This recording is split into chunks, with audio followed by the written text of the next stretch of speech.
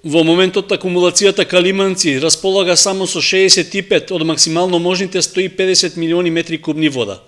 Тоа е причина што при носењето на годишниот план Водостопанство Брегалница и водните заедници од регионот договориле намалување на површините за наводнување.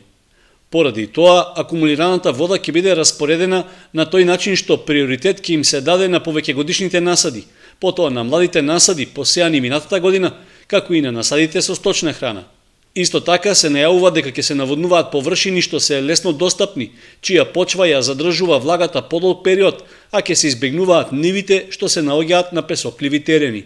Имаме намалување на површините, значи во споредба со ландската култура, површините по орис ќе бидат намалени негде за 28%, ќе ни се зголемат површините, односно крските површини, односно житариците ќе се зголемат за 35%, поради тоа што е потребна помалку количина вода за наводнување, односно вкупното намалување на процентуално по површини ќе биде по проценти ќе биде некаде околу 23%. Според Беличев, на одредени места поради специфичноста на теренот, можно е да има и до 80% намалување на површините што ќе се наводнуваат.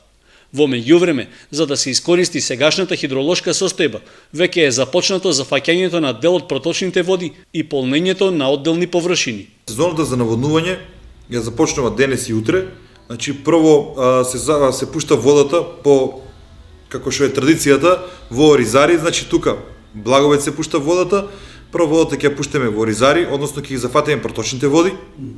Од 10, како што е истакнато доле на огласна табла, се пушта водата во Кочанскиот дел, односно водата од Кочанска река, додека пак хидросистемот ќе се активира после празникот Великден, значи негде после 22-23 како му доваѓа, ќе биде активиран и хидросистемот Брегалница, односно ќе се пушти вода и под десниот магистрален канал.